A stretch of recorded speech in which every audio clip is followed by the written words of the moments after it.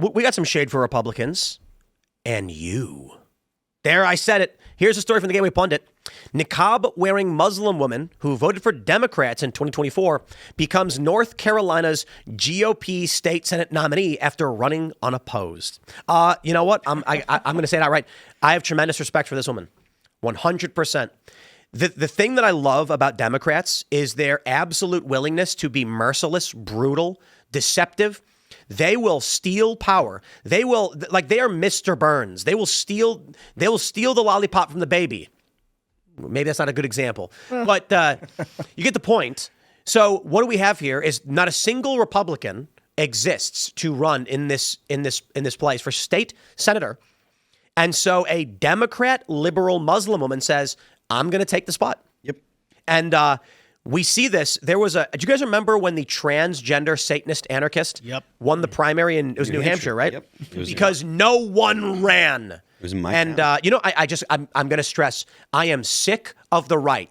You get these hoity-toity dudes who whinge on the internet sitting there talking about all the problems, but all they do every day is they sit down at a desk and complain about what's going on in the world, and they don't actually run for office. They complain about it and demand everybody else do it with their freaking beanies and their folded sleeve button-ups, telling everybody else what to do, but they won't do it themselves. Probably got a cat. What? Probably got a cat. Yeah, these people thinking they're all hot.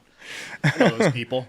No, but I mean, this is an argument that we make regularly on the show. It's like the Republicans need to exercise power when they're given power by the electorate. They're not elected just to tell the Democrats to slow down. They're not elected to say, oh, we don't want to move this fast. They're elected to actually undo Democrat policies. And Trump actually has undone Democrat policies. He stopped the invasion of the border. Because for the longest time, their ultimate goal has just been, let's get them into office. And that's where their plans stop. That's where their policies end. If our ultimate goal when running for any type of political office is just to get the position, everyone that voted for you has just gotten set up to fail. Yeah. But this is why Brandon Herrera needs to win.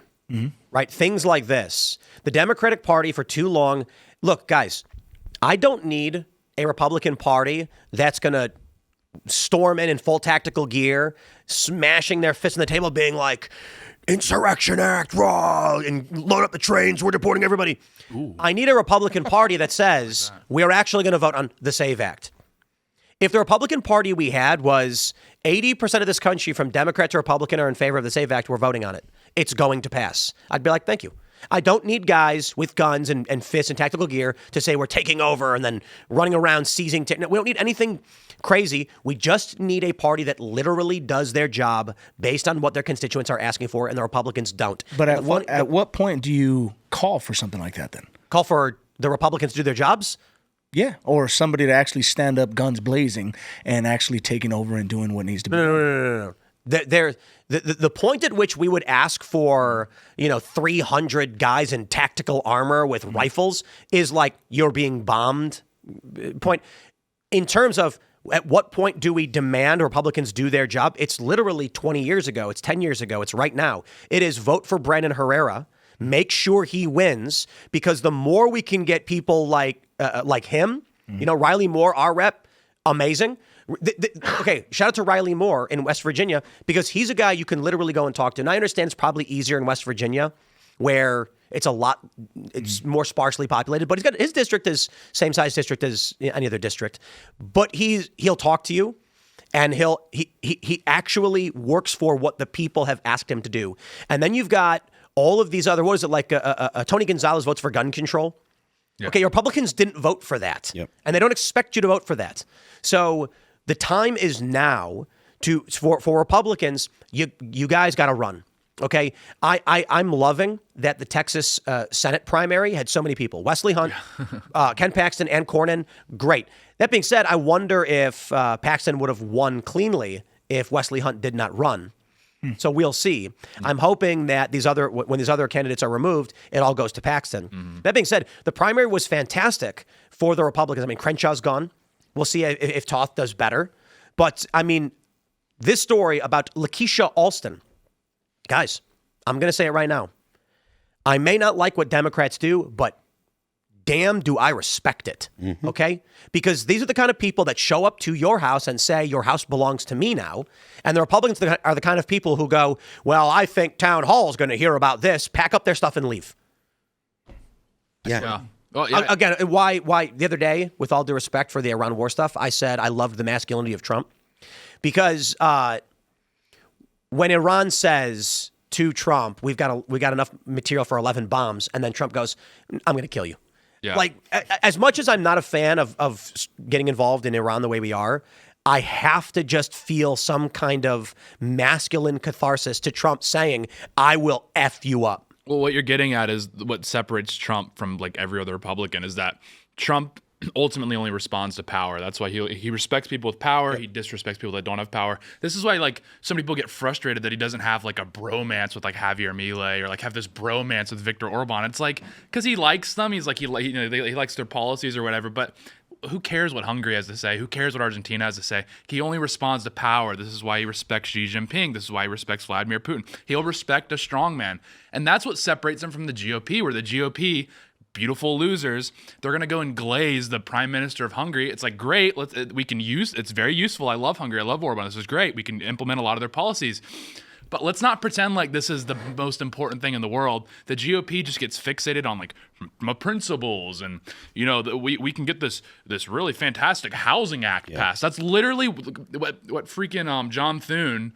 Out of everything on the docket right now that matters, he prioritized that housing act to like help like poor people buy it. Like, does anybody care about that? Right? Like, we're at war with Iran. Where the SAVE Act could literally make or break every other election going forward.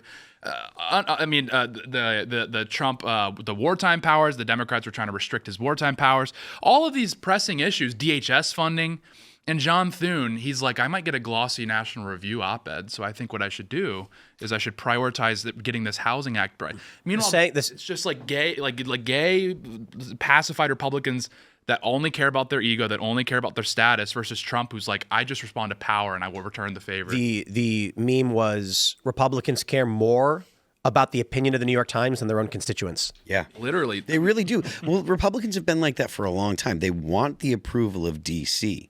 Yes. Like they just are dying for Washington, D.C. to invite them to the parties, to make sure that they get a good seat at the correspondence dinner and stuff. Like, those things are important to Republicans. It's all about, they want the status, and they don't care about actually doing the things that their constituency wants. And their constituency hates Washington. So what they have to do is things like Trump has done. Go in there and cut things and make changes that are going to be unpopular in D.C. And if you don't, D.C. will continue to consolidate power. 94% of D.C. voted for Kamala Harris. That's what you get when you don't actually go in and change the culture and change the bureaucracy in there. You have to make cuts. And I think that the reason he's criticized so much, not just on the left, but we're starting to see that especially with what's going on in Iran now from the right, they're criticizing him not because of what he's doing, but because he actually did something, So to anybody else that is in the Republican Party or the Democratic Party, they are threatened not by his role, not because, the e-files or whatever, anything like that. They're threatened by him because he can actually do things. He is not just going to make you all of these promises and then just, hey, you're paying me to be here. You guys can go to hell. You know what I mean? And as we continue to vote for Republicans or Democrats, stop looking at people and voting for people based off of the color of their skin, their sexual orientation, where they're coming from, if they're from the hood or they're from the higher ups. Focus on what they've accomplished prior to office, prior to running, because if their report is 0 equals 0, those individuals don't need to be running for office, and we shouldn't be voting for them. You need individuals that are going to be able to actually follow through.